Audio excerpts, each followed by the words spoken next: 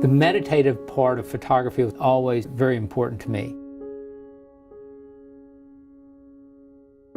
I started shooting some architectural details, and I was in Atlanta one day and I thought, I wonder if I put my camera in this bush over here, if I could see the building from the other side. Although the building was very distorted, it was still, I could see all the details of the building, and I couldn't see anything of the bush.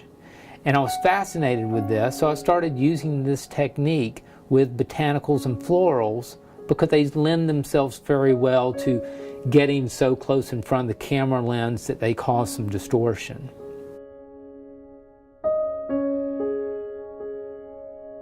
I love this technique because it gives me some abstraction to the image and it adds some mystery that we don't normally see.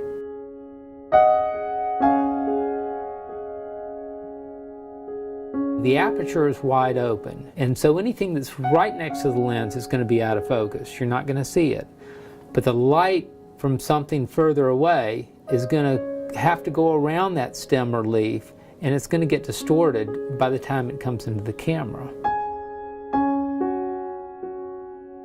One of the things I also played around with was to make my own close-up filter that you would screw onto the front of a camera lens, and it magnifies the image. And it wasn't perfect optically, but I love that. It gives me some distortion around the edges.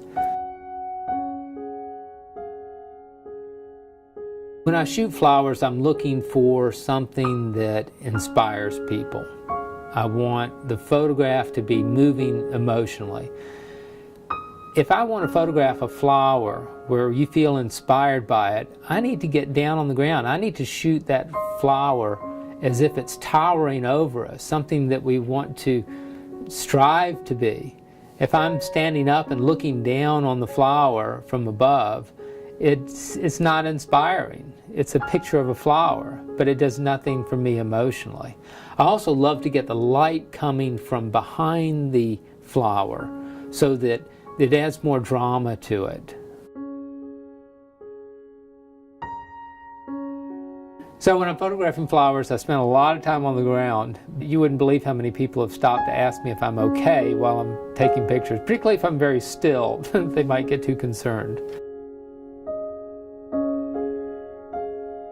When someone looks at one of my photographs, I want them to feel awe. I want them to say, wow, that's amazing, or that's beautiful. I've never seen a flower quite like that before. And that's one of the things that I'm looking for when I go for that distortion. When I photograph the flowers, I love to almost personify them. I want them to almost take on a life of their own where we can see ourselves in those flowers. And I'm trying to show us something part of our own lives and what's inside of us that we can also see in these flowers and plants.